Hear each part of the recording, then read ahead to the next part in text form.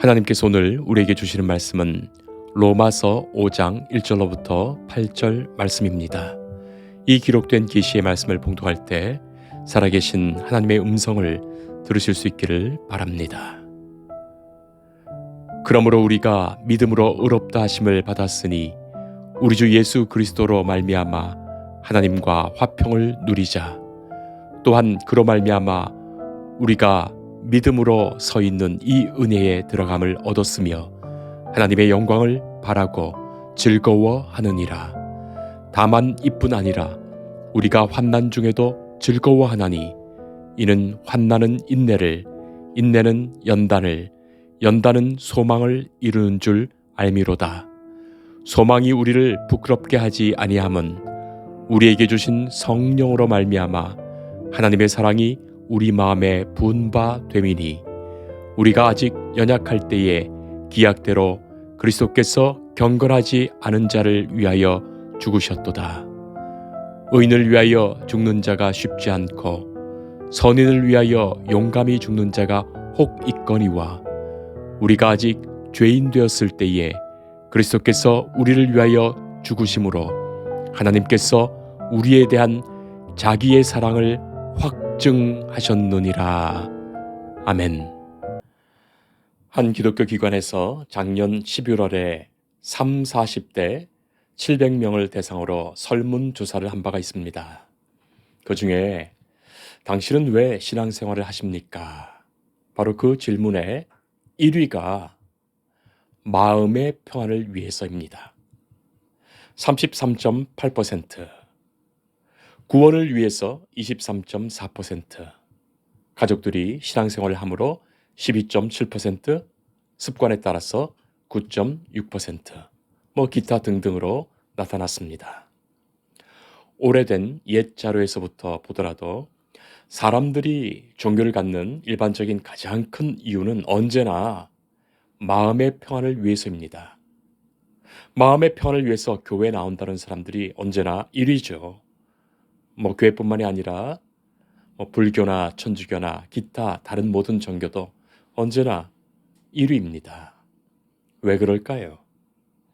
쉽게 말하면 이 세상에 살아가는 그 일이 참으로 마음이 평안치 못하기 때문이에요. 점점 평안이 사라지고 불안해집니다. 사회에서도, 직장에서도, 가정에서도, 각종 여러 모임에서도 스트레스가 증가되고 마음에 불안과 어려움이 생기고 괴롭기에 그렇습니다. 실존주의 철학자들은 근본적으로 인간을 불안한 존재라고 말하죠. 킬케고르는 인간은 불안이라는 열차를 타고 절망이라는 터널을 지나 죽음의 종착역에 이르는 존재, 그렇게 말한 바 있습니다. 불안으로 인해서 심리치료를 받기도 하고 정신과 치료를 받기도 하고 약물 치료를 받기도 하지요. 그러니 이렇게 불안한 인간이 그 불안을 떨치고자 평안을 얻고자 종교를 구하는 것, 과히 이상할 것도 아니겠습니다. 고상한 종교가 아니더라도 무속인이나 점쟁이를 찾아가서 사주팔자 알아보고 미래를 점쳐보는 것도 다 지금의 불안 때문이 아니겠습니까? 예수님이 십자가 지시기 전에 두려워하고 불안해하는 제자들에게 하신 말씀이 평안을 너희에게 끼치노니 곧 나의 평안을 너희에게 주노라 하셨습니다. 내가 주는 나의 평안은 세상이 주는 것과 같지 않다. 너희는 마음에 근심하지도 말고 두려워하지도 말라. 예수님께서 십자가에 죽으신 후에 제자들을 다시 만나셨을 때도 평안하냐 물으셨고 두려워하지 말라 말씀하십니다. 오늘도 예수님은 오늘 우리에게도 똑같이 말씀하십니다. 나의 평안을 너희에게 주노라. 두려워하지 말라. 마음에 평안하라. 주님은 우리의 마음에 평안을 주시지요. 주 안에 있는 나에게 딴 근심 있으랴. 십자가 밑에 나아가 내 짐을 풀었네. 찬송가 300 70장의 그 고백 그대로입니다. 예수님은 나의 평안을 너희에게 준다 하셨지요. 곧 예수님의 평안이에요. 예수님은 평안하셨습니다. 두려워하지 않으셨습니다. 어떤 경우에도 평안을 잃지 않으셨습니다. 그래서 그 무서운 십자가에 달려 죽으시면서도 평안하셨고 아버지의 뜻을 다 이루게 되어 감사하시며 운명하셨어요. 십자가에서 말씀하신 내 영혼을 아버지께 맡깁니다. 당신의 마음과 영혼을 온전히 하나님께 드렸습니다. 하나님의 손에 평안히 맡기셨어요. 예수님이 우리에게 주시는 평안은 흔히 세상 사람들이 생각하는 그런 평안이 아니지요. 세상 사람들이야 자신의 불안을 해결할 그 근본적인 해결 방법이 시대를 초월해서 언제나 어느 시대나 어느 곳에서나 똑같죠. 은행 잔고가 더 많았으면 좋겠습니다. 재산이 더 많았으면 좋겠습니다. 더 건강했으면 좋겠습니다. 높이 승진했으면 좋겠습니다. 대학에 직장에 합격했으면 좋겠습니다. 내 소원이 이루어지면 거기에 평안이 있다고 생각하지요. 자, 그런데 예수님이 주시는 평안은 그런 것 아니지요. 재산이 많아지고 건강해지고 좋은 직장에 다니는 것, 그런 것 아닙니다. 사실 그런 것은 일주일도 못 가는 것이죠. 인간은 이내 곧 불안해집니다. 그렇게 그 직장에 합격하기를 기도하면서 그 기도만 응답해 주시면 이제는 모든 것 염려 없이 평안할 것 같은데, 이내 직장 다니면서 또 스트레스 받고 죽을 것 같다고 말하는 존재가 인간이에요. 월세 살 때는 전세만 얻으면 행복하겠다. 전세 얻으면 내 집 하나만 있었으면 평안하겠다 하더라도 이내 곧 불평이 생기죠. 더 크고 더 좋은 아파트가 왜 눈에 안 보이겠습니까? 우물가의 여인에게 예수님이 말씀하셨던 것처럼 세상의 물은 다시 갈증을 일으키게 됩니다.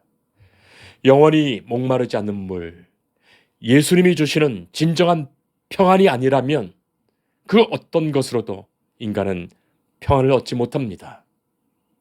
부자가 자살하고 마약을 하면서 자살하고 술을 마시면서 자살하고 온갖 것을 누리면서 자살하지요. 수많은 부와 인기와 명예가 그의 마음에 평안을 주지 못합니다. 예수님의 평안은 그 모든 것을 넘어서는 평안이며 동시에 그 모든 것에 근본적으로 미치는 평안입니다. 우리를 창조하신 하나님, 온 우주와 모든 생명의 주인이신 하나님이 주시는 우리 마음, 심령의 평안입니다. 오늘의 말씀을 통해서 우리는 분명히 듣게 되지요. 1절에 그러므로 우리가 믿음으로 의롭다 하심을 받았으니 우리 주 예수 그리스도로 말미암아 하나님과 화평을 누리자. 근본적으로 우리가 예수님으로 인해 받는 평안은 하나님과의 그 관계에서 누리는 평화, 샬롬입니다. 하나님께로부터 얻는 샬롬이에요. 하나님과의 관계에서 샬롬은 곧 하나님이 내게 이 샬롬을 주심으로 생기는 거예요. 하나님 앞에서 샬롬을 이루는 것, 하나님이 나를 화평케 하시는 사건입니다. 그리고 그것의 그 근거는 우리가 믿음으로 의롭다 하심을 받은 그것이에요. 사랑하는 성도 여러분, 우리가 믿음으로 하나님께서 우리를 의롭다 하신 것, 그것이 곧 내가 용서받은 것, 내가 구원받은 것, 내가 하나님의 사랑을 받은 하나님의 자녀된 것임을 달리 말하는 표현입니다. 우리가 근본적으로 하나님께 용서받을 자가 못 되지요. 구원받을 자 못 됩니다. 사랑받을 자 못 됩니다. 그러나 예수 그리스도의 십자가의 그 사건으로 하나님은 예수 그리스도로 인하여 우리를 용서하십니다. 구원하십니다. 사랑하십니다. 그것이 확실한 확정적 선언으로 우리를 의롭다 하시며 그래서 우리가 하나님과 화평을 누리는 거예요. 예수님이 십자가에 돌아가실 때 복음서는 성전 지성소의 휘장이 위에서부터 아래로 찢어져 갈라졌다고 기록합니다. 이제는 하나님을 만나는 데 있어서 어떠한 휘장, 장벽도 필요 없다는 것을 상징하지요. 하나님과의 화평이 이루어졌다는 것을 상징합니다. 그래서 지금 우리가 하나님께 이렇게 나와 찬송을 부르고 또 기도하며 예배드리게 하십니다. 하나님이 말씀 주시는 거예요. 이것이 이미 하나님과 화평을 누리고 있는 결과입니다. 우리를 의롭다고 하신 것은 전적으로 하나님의 은혜지요. 2절 말씀에서 우리가 이 은혜에 들어간다. 그렇게 표현했어요. 우리가 믿음으로 의롭다 하심을 얻은 것, 전적인 하나님의 은혜라는 것을 꼭 기억해야 하겠습니다. 우리가 때때로 실수를 하거나 또 믿음이 연약해지거나 또는 하나님의 뜻과는 상관없이 그렇게 내 뜻대로 행할 때가 있지요. 그때마다 우리는 자꾸 스스로 위축되고 내가 과연 믿음이 있는 사람인지 의심하게 되고 하나님께 너무나 죄송해서 나는 하나님의 구원을 받지 못한 사람은 아닌가 스스로 의심하면서 마음속에 불안이 조금씩 생겨납니다. 세상에서의 일이 혹시 조금만 잘못된다면 조금만 실패한다면 조금만 스트레스 받는다면 조금만 병든다면 우리는 더욱 불안해지죠. 내가 하나님을 믿기나 하는 것인가? 하나님이 과연 나를 사랑하시는가? 하나님이 나를 도우시는가? 그런 의심이 들지요. 그러나 바로 그것이 마귀의 유혹이에요. 마귀의 시험입니다. 사도 바울도 로마서 7장 19절에서 내가 원하는 바 선은 행하지 아니하고 도리어 원하지 아니하는 바 악을 행하는도다. 그렇게 말하지요. 그러나 여러분 우리가 잘 생각해 보세요. 내게 용서받을 만한 선이 있었는가? 내가 구원받을 만한 의가 있었는가? 하나님이 나를 용서하시고 구원하신 것입니다. 전적으로 하나님께서 용서하시고 구원하신 거예요. 사도 바울도 그랬듯이 사도 바울이 하나님과 원수되었을 때 교회를 박해하던 바로 그때 다메섹 도상에서 예수님께서 그를 용서하시고 사랑하시어 만나주신 거예요. 바로 그런 사랑입니다. 6절 말씀처럼 우리가 아직 연약할 때에 경건하지 않은 자였을 때에 8절 보면 우리가 죄인 되었을 때에 바로 그때 그리스도께서 우리를 위하여 죽으심으로 하나님께서 우리에 대한 자기의 사랑을 확증하여 주신 거예요. 하나님은 우리를 사랑하십니다. 나를 사랑하십니다. 그 사실만은 틀림이 없어요. 절대로 없어지지 않을 영원하신 진리의 말씀이에요. 하나님이 나를 사랑하신다는 것 말이죠. 하나님이 세상을 이처럼 사랑하사 독생자를 주셨다. 하나님이 나를 이처럼 사랑하시어 예수님 오신 거예요. 바로 그것을 믿는 자가 영생을 얻습니다. 바로 그것이 복음입니다. 자, 그렇다면 하나님께 사랑을 받는 우리는 어떤 얼굴로 살아야 할까요? 어떤 마음으로 주님 앞에 나와야 하겠습니까? 항상 기뻐할 수 있는 이유가 바로 거기에 있고 항상 감사할 수 있는 이유가 바로 거기에 있습니다. 예수 믿는 사람은 하나님이 사랑하시는 사람은 얼굴에 기쁨이 있고 사랑받으니 얼굴이 환한 거예요. 하나님이 나를 사랑하시는데 내가 그 사랑을 받고 살아가는데 그 사랑으로 프라이드를 갖고 사는 사람이에요. 하나님의 영광을 바라고 즐거워하느니라. 바로 그것이죠. 자, 그런데 예수님 믿는 사람이 자신의 존재감, 프라이드가 참으로 낮게 살아가는 사람들도 있죠. 돈 때문에, 권력의 문제로, 명예 때문에, 성공의 문제로, 학벌의 문제로, 건강 때문에 수많은 세상적인 이유로 자기 존재감이 낮아진 사람들 말이죠. 얼마나 어리석습니까? 그 어리석음에 붙들려 있도록 마귀가 시험하는 것이 맞습니다.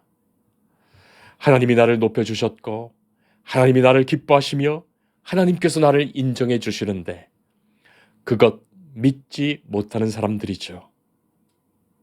여러분 생각해 보세요. 연인끼리 사랑하는 사람이 나를 사랑하는데도 그것을 언제나 의심하면서 어떻게 나 같은 존재를 사랑할 수 있을까 싶어서 세상 사람들 앞에서 부끄러워 말도 하지 못하고 언제나 주눅들어 살아간다면 그 사랑하는 사람이 어떻게 생각하겠어요? 내 사랑을 믿지 못하느냐? 너는 나를 부끄러워하느냐? 나를 사랑하지 않느냐? 그렇지 않겠습니까? 어느 교회학교 선생님이 어린아이들에게 천국에 가고 싶은 사람 손들어 보세요 했더니 모든 아이가 손을 드는데 아니 한 아이만이 손을 들지 않았습니다. 선생님이 걱정스러운 얼굴로 아니 왜 손을 들지 않느냐 물었지요. 아이가 대답합니다. 선생님, 저는 싫어요. 저 녀석이랑 같이 천국 간다면 저는 안 갈래요. 하더랍니다. 성도 여러분, 어쩌면 우리들의 모습이 아닐까요? 하나님이 나를 사랑하시어 나를 기뻐하시며 나를 높여주시는데 우리는 언제나 내 옆에 있는 다른 사람들을 생각하면서 그 누군가와 비교하면서 나의 기준을 따로 만들어 놓고서 하나님의 사랑하심도 그 기준으로 의심하고 판단하고 있으니 말이죠. 조스와 리브만의 마음의 평화라는 책이 있습니다. Peace of Mind. 그곳에 나오는 이야기입니다. 어떤 사람이 한 젊은이에게 묻지요. 그대가 가장 원하는 것은 무엇입니까? 젊은이는 대답합니다. 첫째는 건강, 둘째는 사랑, 셋째는 재물, 넷째는 아름다움, 다섯째는 재능, 여섯째는 권력, 일곱째는 명예입니다. 좋은 것을 다 구한 것이죠. 그 말에 질문했던 분이 말합니다. 친구여, 마음의 평화가 없이는 이 모든 것을 즐길 수가 없다네. 하나님이 우리에게 주신 화평, 평화로 인해서 우리에게 주신 모든 것을 감사할 수 있고 기뻐할 수 있고 즐길 수 있습니다. 하나님의 화평 안에 모든 것들이 있습니다. 하나님이 우리를 사랑하여 주신 것을 분명히 알게 됩니다. 그래서 모든 것에 감사하고 모든 것에 기뻐합니다. 성도 여러분, 세상에서 제일 무서운 사람이 죽기를 두려워하지 않는 사람이라 하죠. 예수 믿는 사람은 죽음에도 두려움이 없어요. 예수 안 믿는 사람들이야 이 땅에서의 죽음으로 내 모든 것이 끝난다고 생각하니 절망이죠. 그러나 예수 믿는 사람의 죽음은 하나님이 내게 주시는 거예요. 하나님이 주시는 거예요. 주께서 주시는 평안이며 천국을 여는 시작입니다. 그것을 분명히 믿기에 죽음도 두려워하지 않지요. 하나님이 나를 끝까지 사랑하시며 나를 의롭게 보시며 나를 천국 백성으로 삼으시고 하나님의 자녀로 불러주셨는데 그것의 확증이 십자가에서 이루어졌는데 우리가 그 십자가를 믿는데 무엇을 두려워한단 말입니까? 죽기를 두려워하지 않는데 무엇이 두렵단 말입니까? 몰래카메라라는 것이 있습니다. 유튜브를 보다 보니까 개그를 하는 사람들이 이 몰래카메라를 많이 해서 저도 참 재밌게 보았습니다. 그런데 그것이 몰래카메라 당하는 사람은 얼마나 불안하고 놀라고 난처해지는지요. 그러나 이 모든 상황을 다 알고 있는 사람은 이런 상황이 더욱 재밌고 즐겁습니다. 쉽게 말해서 그 불안을 즐기는 거죠. 예수님은 죽음을 이기시고 부활하셨습니다. 하나님은 십자가의 그 사랑을 확증해 주셨습니다.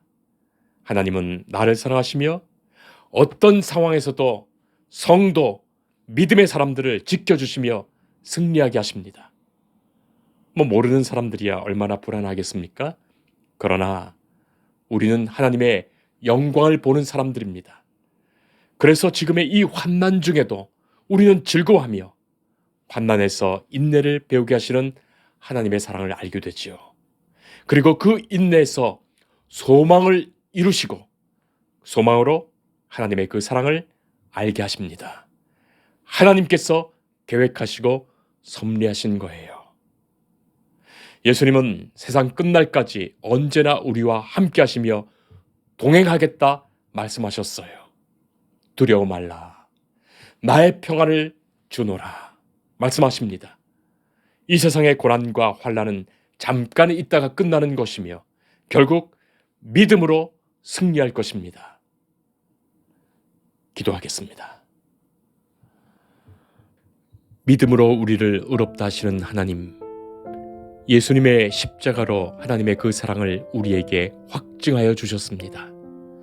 하나님과 화평을 이룬 우리가 하나님이 주시는 그 화평으로 참 평안하게 하시고 주님 주신 그 평안으로 세상 살아갈 동안 그 어떤 일이라도 은혜와 감사로 받으며 즐거워하도록 인도하여 주옵소서. 이 모든 일을 통하여 하나님이 이루실 인내와 연단과 소망과 구원의 역사를 우리가 환하게 알고 감사하며 천국을 살게 하옵소서. 예수님 이름으로 기도합니다. 아멘.